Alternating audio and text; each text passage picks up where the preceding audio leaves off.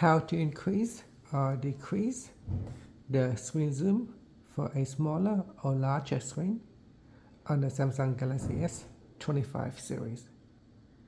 First, let's return back to the home screen by tapping on the home button at the bottom of the screen.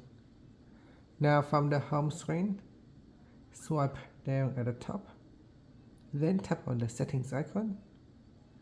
Next, in here, we go down and then tap on display, and then we scroll down again and tap on screen zoom.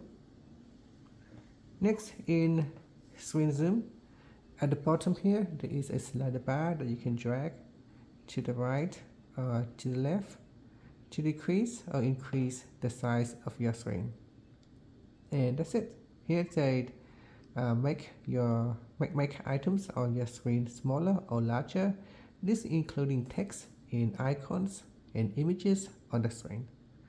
Whereas if you want to simply just increase the text size, you can change the font size and style in the text and font style.